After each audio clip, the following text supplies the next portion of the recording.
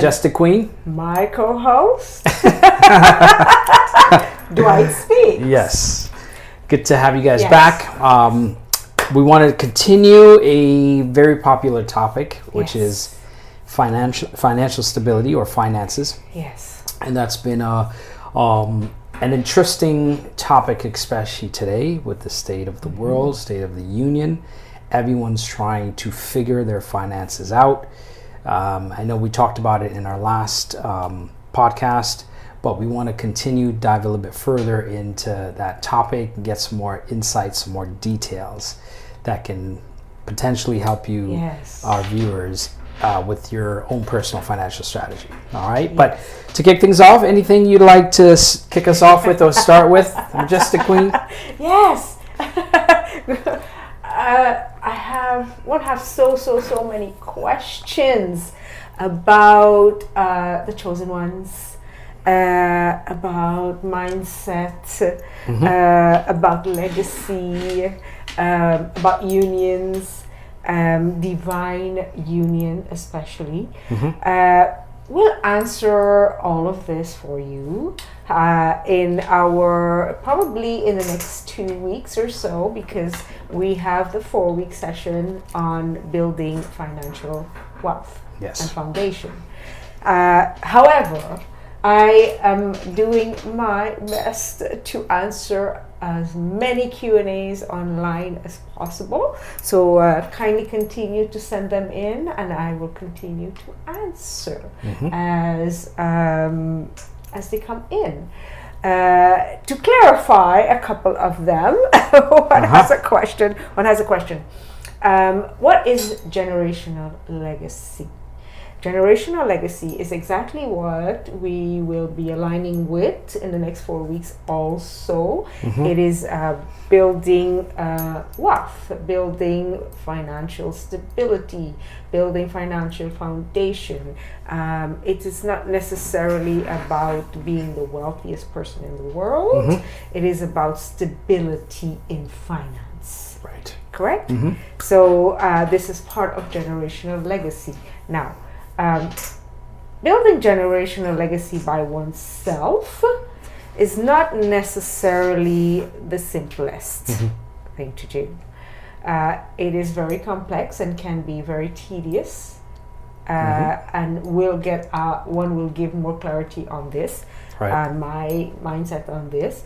However, building generational financial foundation wealth in a union is simpler because you have two and not one. Right. Correct? All right. So one major question that came up. What are some of the complexities in society, in Canada, in financial situations at this time? Yes, very good question. As just to preface, I am a licensed financial professional here in the province of Ontario. Yes. And to your question, what I'm seeing is a lot of people are concerned about two basic things, right? One is survival. The cost of living has gone up so drastically in such a relatively short space of time that people are struggling to pay their basic fundamental bills, right? The second is prepared for retirement, right? Statistically, you need about essentially $2 million to retire comfortably, right? And most people are concerned because they are nowhere near that. So that tends to be a huge concern for them, where investing becomes a topic of interest, right? Everyone's looking for the quickest way to make money, hopefully legally. Yes, please. Right? But when it comes to finances, there's questions around, stocks, crypto, all these different ways to make money grow quickly because they want to essentially either survive, pay bills, pay off debt, or they want to prepare for retirement, which, eventually is going to come. Right? Yes, absolutely. Yeah. one's thought on this. In the crisis that we are having at this time, not only in Canada, across humanity, across the world, this seems to be a crisis. And the situation is many do not desire or want to downsize. Right? This is where there is a major problem. Is do not want to downsize in the sense that if you have a 5-bedroom home and you're going through major financial situation, yes, understandably, we all need a roof over our heads, a home, a shelter. The question is, ask the question to the family, to oneself, to the union, the couple in the union in the 5-bedroom home. Is this a necessity to have? Can we downsize? Because a home right now on the market is what, 700,000 and up. Yeah. Correct? Average is right around 700,000. Yes. Is it a necessity to go into that field of having $1.2 million, $1.3 million home? Is this a necessity? Yeah. Or is this a want? Right. So it's the question at this time in the cycle that we are going through in crisis, right? Yes, very, very good question. There are mixed reviews on getting into real estate, right? Here's my take on real estate. I try to simplify things. Yes. If I go to the store and I want to buy, let's say this was a bottle, I wanted to buy this bottle of water, I would want to make sure that I have enough money to buy this bottle of water. Correct. Before I go in there. Correct, yes. And now if the water is a necessity, then I understand people are trying to find ways to afford the water. When it comes to real estate and housing, there's a notion that you should buy a house because the same money that you're putting into potentially rent, you could put into a house. Now, there is a level of truth to that, but the other side to that is that you're now pigeonholed. You're essentially created the largest amount of debt. Yes, correct. In a very simple signature of purchasing a house, you've now taken on, most people don't know what the word mortgage means, right? It's essentially a death grip. Yes. Okay? Yes. You've now taken on all this debt. And the saving grace is, okay, it's my house, right? The challenge is if you can't properly afford the house and the carrying costs for the house, that's when you become cash poor, where you are strapped. Everything that most of your income that comes in now goes towards this property, as well as ensuring that you can continue to maintain paying for this property, right? So the debt that's incurred, you are now living to pay that debt off, right? Now, the happy median is to save enough where what you're putting down is affordable. And that's where I think most people fall apart, is because they just want to get into the market, so they want to save 5%, 10%. Really, you should be saving 20% and upwards, right? That makes the living arrangement a little bit more affordable. That allows you to get better interest rates on the mortgage.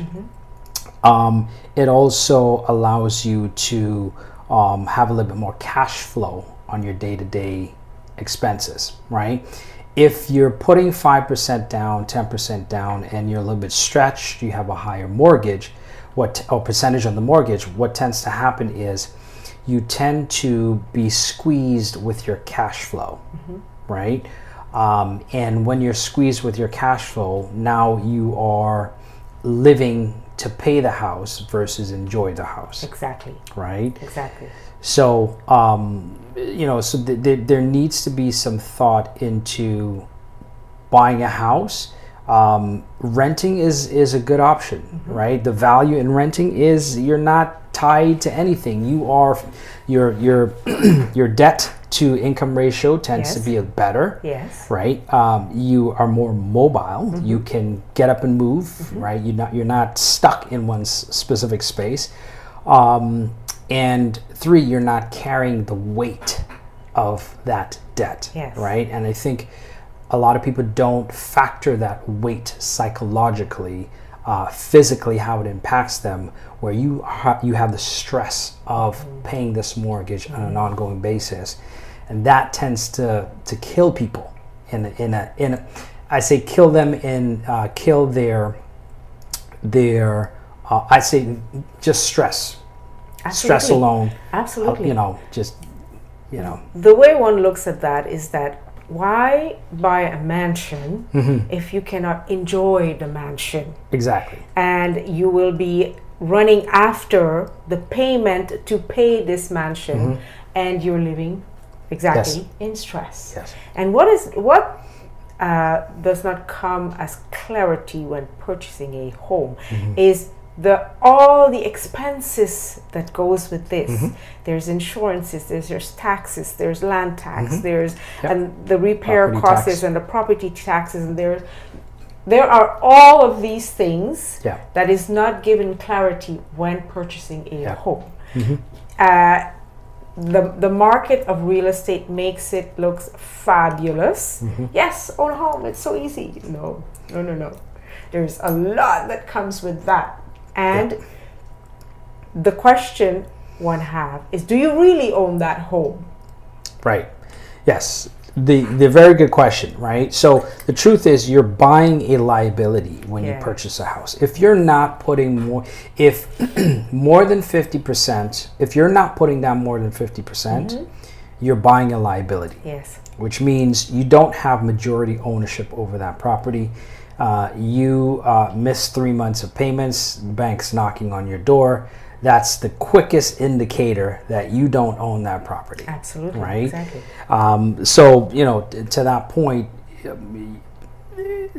people think, okay, you can get some equity in the house, but there's a time frame for when you can get that equity. Yes, exactly. Right? And that equity, you need some time, maybe, 8 to 12 months plus, in order to at least garner some equity in that property.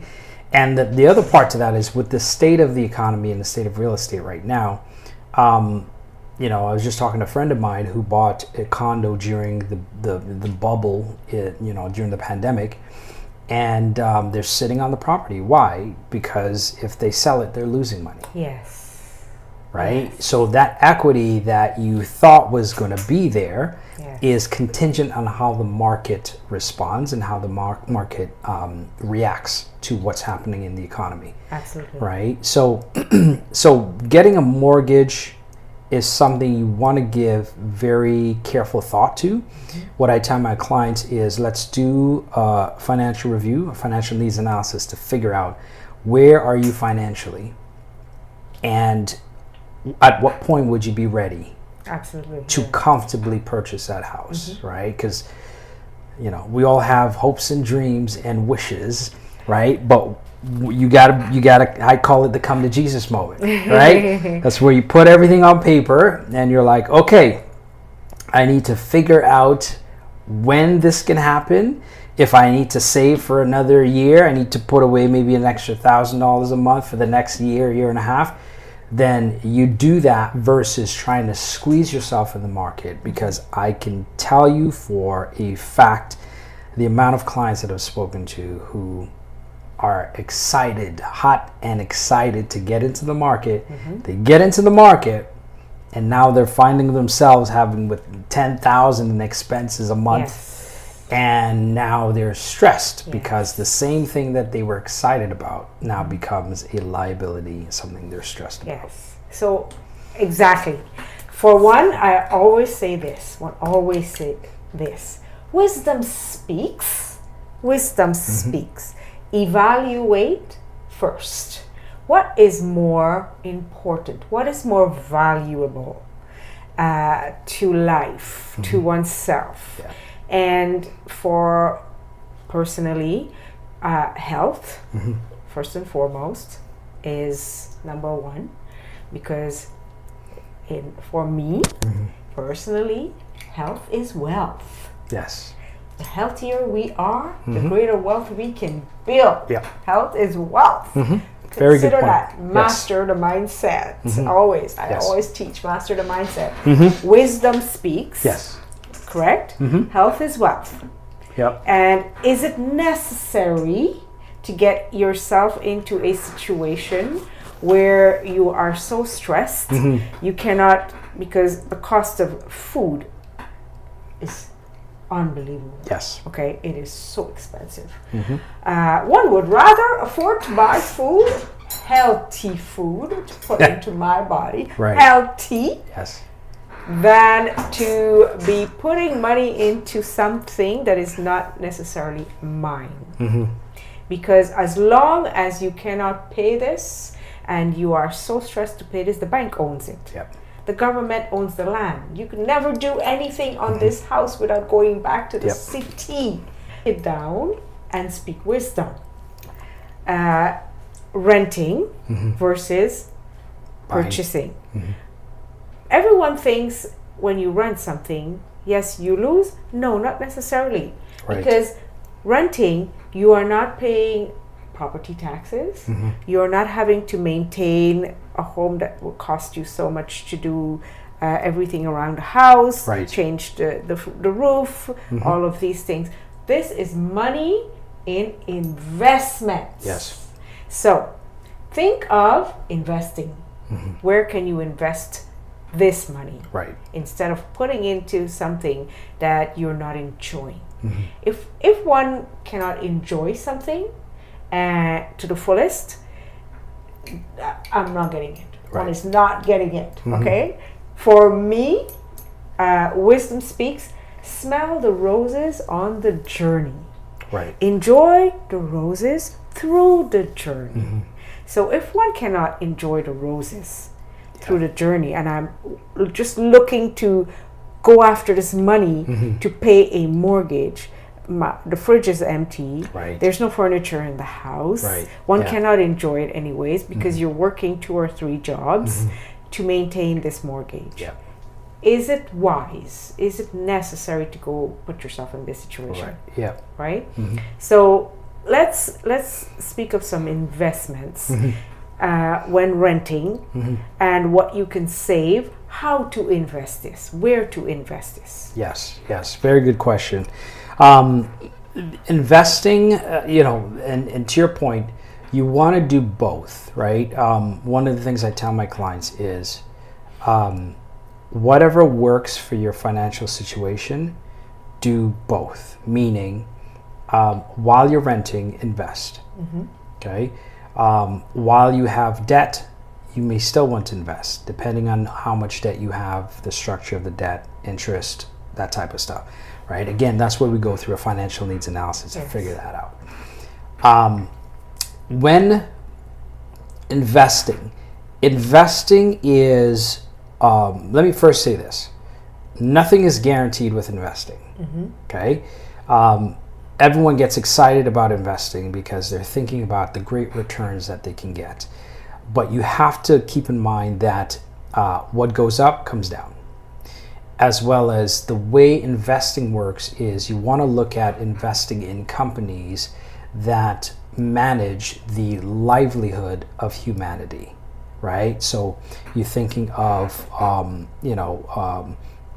things like waste management, things like, the eco-friendly companies. You want to think of technology. You want to think of oil and gas. You want to think of paper. You want to think of food. You want to think of waste management. You want to think about what else is there? Anything that has to do with infrastructure and running the world. Those are the companies that you want to have a piece of investing in. Why? Because the likelihood of that investment declining is lower than if you want to invest in the next newest fad, right? It could be a clothing line that just came out. Oh my gosh, this is a new clothing line, or this is a new item. This is a new juice that came out, and this company is set to go bananas, right? Or there's a new crypto that's out. All of these different things. It's not that they're bad. Mm-hmm. You want to ask yourself, are you establishing a foundation for your investing? Meaning, make sure your necessities are handled. Make sure you're investing for, let's say you want to, for a house or your retirement. Yes. Those things need to be in place first before you start looking at the sexy stuff like these stocks and all these things that have a high volatility, right? So when it comes to investing, I could dive further into where to invest, but like I said, I like to simplify things. So here's one of the analogies I give my clients when I sit with them, okay? And I'll ask you, right? Mm-hmm. So picture yourself in a hotel lobby. Mm-hmm. There are 2 elevators that you need to take, that you can take, okay? One of them has 1 cable supporting it. The other has 4. Which elevator would you get into? I'm getting into the one that has 4. The one that has 4, right? Of course. So investing, of course, when you think of that, if you invest in one stock, you're going into the elevator with 1 cable. Meaning if that company that stock is supporting crashes, then all your money crashes. If you invest in what's called like a mutual fund where you have multiple companies, it's like getting into the elevator with the 4 cables, right? Because if one, for some reason, doesn't perform well, you have the other 3, right? So I use that analogy to help people understand that there is a methodology behind investing that you need to understand. Once you understand that, it makes it a lot easier to put your money into funds that are going to help you grow over time, right? Yes. So, wisdom speaks. Do not put your eggs all in one basket. Correct. Yes. Okay. Yeah. Take the dozen eggs and put them in a dozen baskets. Therefore, correct? So, this is the way I bring it across. Wisdom speaks. Multiply your baskets. Invest in different baskets according to your stress level also, because this is something risk tolerance. The risk tolerance, because if you're going to stress about it and be so worried about it constantly, do not do it. Because then you are not necessarily helping yourself, you're causing yourself a health issue. Stress is the worst killer in the world. Do kindly. It is better to have freedom and enjoy the life than to put yourself in a situation that you are so stressed out. Correct? Percentage to put in different baskets in different investments would be depending on the income. So there are a couple of things that factor into interest, right? There's what's called the rule of 72, which determines how long it would take for your money to double. Now, that works for you because if you put your money into a high interest fund, it's going to grow faster. Fairly simple. It works against you if you have a lot of debt and you have high interest cards, like credit cards are 21%. By the way, they use these not 0.99%. I just don't understand. If it's 19.99, just call it 20%, right? Exactly. Just round the numbers always. They come with zeros, right? So the rule of 72 allows you to figure out, okay, you need to be putting your money into high interest funds. Okay. Now, when it comes to, I want to touch on what you mentioned with the risk tolerance. Here's what I've realized. Most people do not like risk, especially when it comes to their money, okay? Which is understandable. However, if you don't take some measured level of risk, you will continue to remain poor. And here's why I say that. When you look at the cost of inflation, and just the sheer cost of living today, if your money is sitting in a bank account, maybe 2 to 3%, if you do the math, you're losing money because the rate of the cost of living and inflation is higher than what you're getting, in that savings at whatever account, right? So the risk says, okay, I need to be a little bit more risk adventurous, so to speak, where I want something a little bit higher, right? Now, there's safe ways to invest, which I can talk to. There's things like segregated funds, where there's levels of guarantees, level of safety. I call it a safety net with your investing. But when it comes to your risk tolerance, I want to encourage people to take measured, safe risks, right? Because that's what the wealthy people do. Yes. The wealthy people don't put their money in banks. Why they don't do that is because the banks are in the debt business. That's why your credit card, your line of credit, your mortgage, your fees, everything that has debt associated with it comes from a bank. Investment companies are in the growing your money business. They are incentivized to grow your money. So that's where the wealthy people put their money. So it's important that people understand that, there is some level of risk that you want to take. It needs to be measured and calculated, but don't be too risk adverse where you just want to put your money in GICs because it's guaranteed. Well, inflation is also guaranteed. And if you stay in the guaranteed space, you would find yourself not really getting ahead because you're playing it so safe that you don't want to. And then obviously there's a parable about the talents. Yes. About investing. Yes. Right? Yes. Playing it safe is like the man who's just said, I'm just going to bury this talent in the ground. I'm going to make sure that when God comes back and asks for it, it's there. It's there.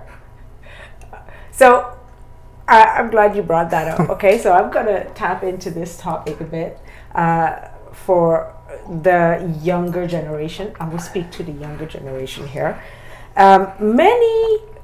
Because one receives this question, okay? When I become wealthy, when I become a millionaire, when I become rich, I will do so and so and so. You will be waiting forever. No such thing, okay? No such thing. The way you build wealth, the way you go about this is first and foremost, invest in oneself. Invest in yourself. Yep. Find your giftings, your spiritual giftings. What are your spiritual giftings? Whatever you are gifted at, find that. Yep. Go after that. Be consistent, persistent at it, and go after that. Whatever your gifting is, there is where your legacy, that's where your wealth is, that's where your fortune is, that's where your greatest blessings are. Your enjoyment of life comes from, is when you find that gifting, what you are passionate about. At the end of the day, for example, exactly what one is doing right now, love it. At the end of one's day, one is like, yes, it is fulfilling. And many hours I do give for free. I should not say this, but yes, I do help those who are unable. Okay, just those. If you're coming for coaching, it is not free. Yes. Okay.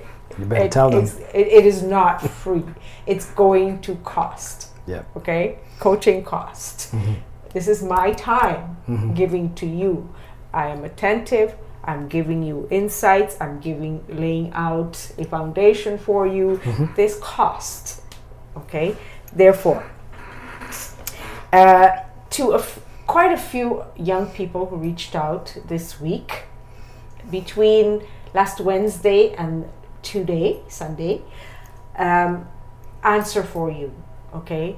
No, we do not wait until we become wealthy. We go after the passion, and the wealth will come there. Build on what your giftings Yes. are first. Yeah. Find them and build on that. Go after that. It is, yes, at the beginning you will not have much.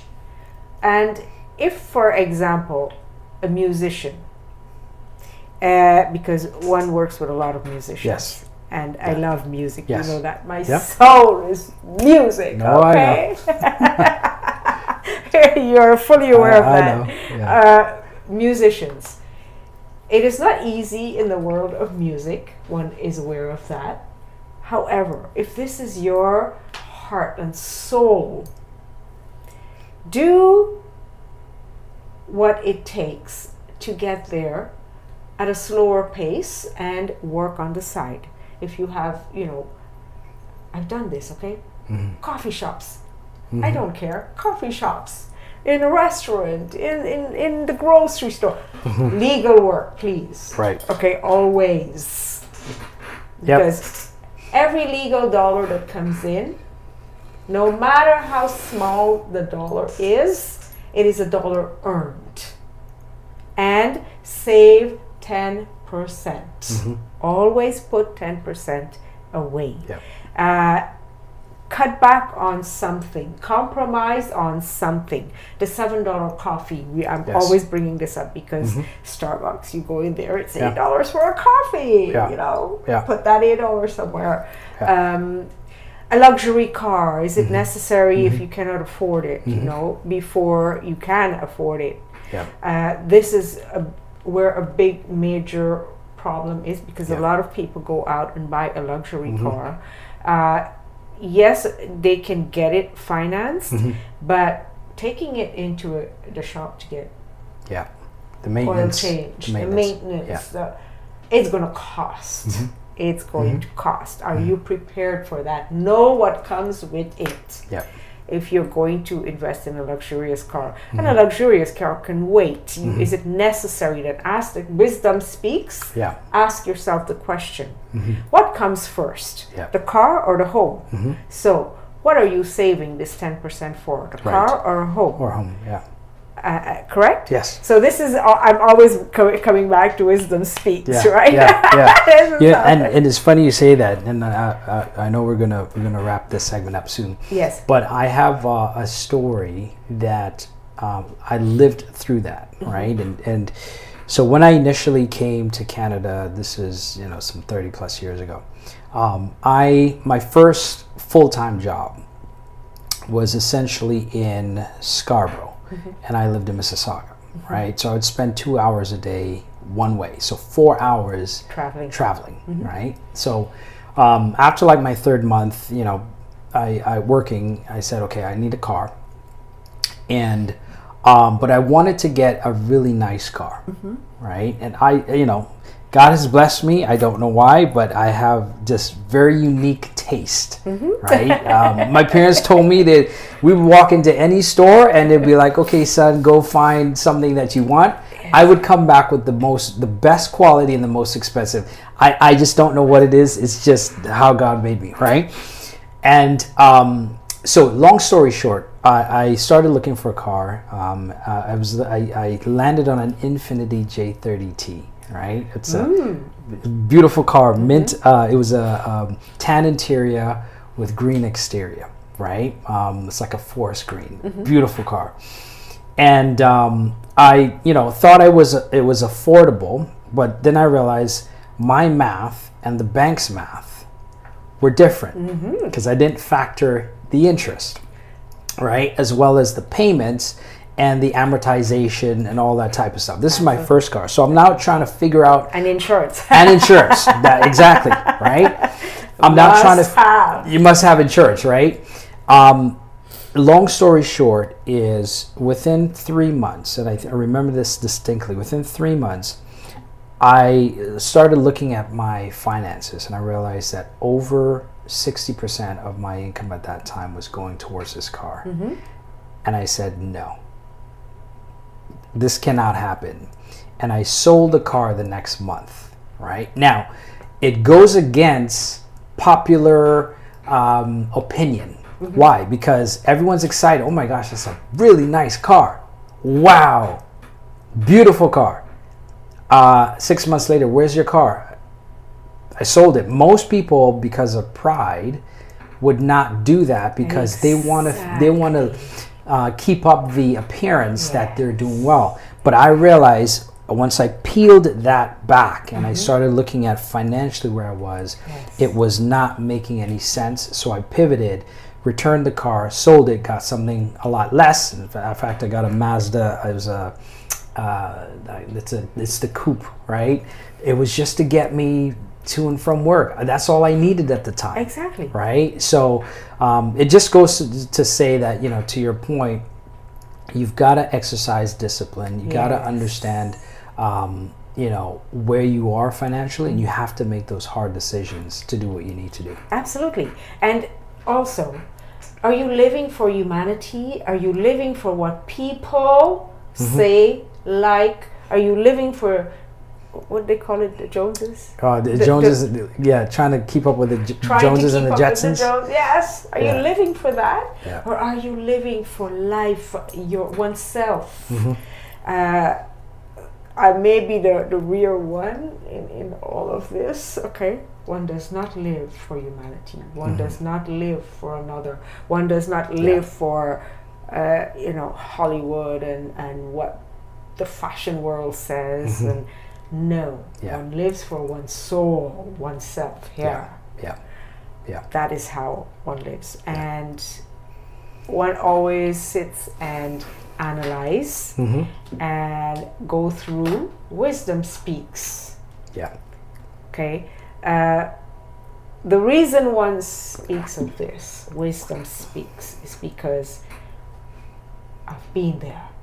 Okay, I've been there also when one arrived in Canada. I was alone here, and I worked babysitting, cleaning churches, ironing people's clothes, cleaning houses to make money, and could not afford a car. Of course not. Yes, I would have liked one. Yeah. However, I lived downtown Toronto. When I arrived in the center of Toronto. Is where I grew up. Right. Okay, in the center of Toronto. The accessibility of transit was so simple. Yeah. And because I'm a walker, I would walk everywhere possible. Yeah. So I saved on that sense. If I had to walk 3-4 blocks, I'd do that. I still do that. Right. Okay? Yeah. I still do it. Yeah. Even though I have a car, I still do it. Yeah. Walk if you can. Yeah. Take the transit if you can. This is how you save. So wisdom always speak. Come back to what are you living for? And ask the question to oneself.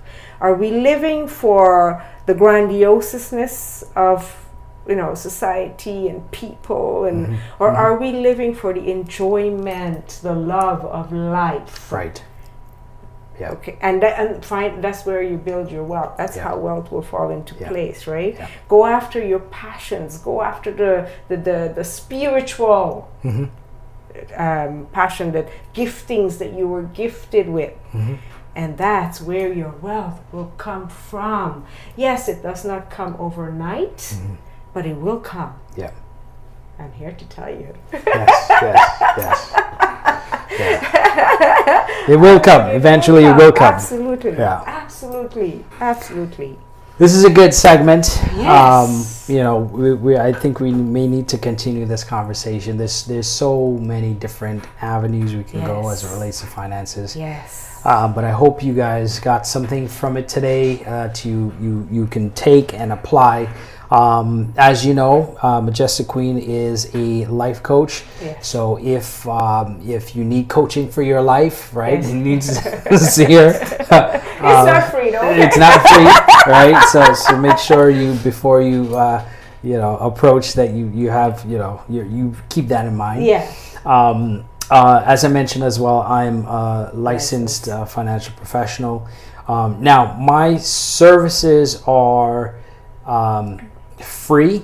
the way Consultation. the consultations are free.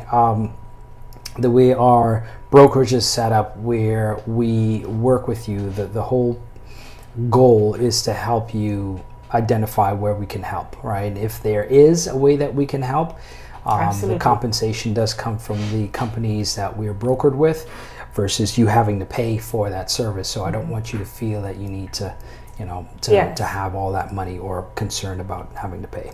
Awesome. That's wonderful to know, because just you could get a hold of Dwight Speak and get a free consultation on how to build your foundation when it comes to finances. Yes. Correct? Yes. In how many areas? So I typically take a very holistic approach. So anything to do with your cash flow, making sure that you are, having some sort of a budget, your debt, right? Looking at that, looking at your savings, whether that's an emergency fund or just your wealth and building your wealth, as well as insurance protection, right? Which is extremely important. Absolutely. And the last is estate planning, right? So that's making sure that, you are protected from what the government's gonna take. I was gonna say steal, but we don't have to be careful, right? Absolutely. But so we look at all those areas, and we look at everything from A to Z, from 15 days old as a baby to you're kicking the bucket. In terms of retirement, we service everything in between there as well. And one will service you on Wisdom Speaks. Analyze. If you have any questions, send it in. Okay. Ask you as many questions as you like, and we are here to answer. One is here to answer for you. Yes. Okay. Awesome. Well, thanks for joining us, and stay tuned for more. Yeah. Have a blessed week, everyone. And we'll there's 2 more sessions coming up on Friday. 2 more sessions coming up. These are free, by the way. Yes, free sessions. So to also when you join, share it with others. We're trying to grow this podcast. We're trying to grow, get the message out, expand our reach. So please share this with as many people as you can. Absolutely. Awesome. Blessings, everyone. Peace. Blessings. Take care.